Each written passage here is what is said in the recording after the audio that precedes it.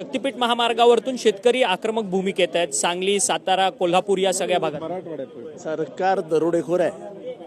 त्यांना काही पडलेली नाही. नदीकाठच्या जमीन रस्त्याला देतात.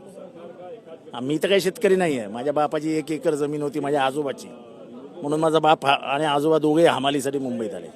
आम्हाला काही शेतीविषयी माहीत नाही, पण आम्हाला एवढं तर कळतं त्या जमिनीची किंमत काय आहे, तिथे काय उगवतं, त्याची माती कशी आहे, त्याचं पाणी कसं आहे, हे सगळं पॉझिटिव्ह असताना तुम्ही रस्त्यासाठी घेता. आणि काय गरज काय रस्त्याची? ते शक्तीपीठ नाही, लक्ष्मी दर्शन आहे.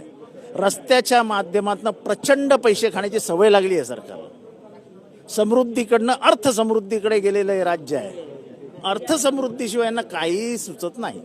परंतु राजकीय विरोध या सगळ्या गोष्टी करता झुगारणार नाही असं मुख्यमंत्री देवेंद्र फडणवीस ते कशालाच जुगारत नाहीत. ते कशालाच जुगारत नाहीत. त्यांना न्याय भी काही पडलेलं नाही आहे. लक्ष्मी दर्शन शक्तीपीठ म्हणजे शक्तीपीठ ते दर्शनासाठी जाणार आहेत ना कुठे कुठे शक्तीपीठाकडे. त्याच्यातलं मेन शक्तीपीठ हे लक्ष्मी दर्शनाचं आहे.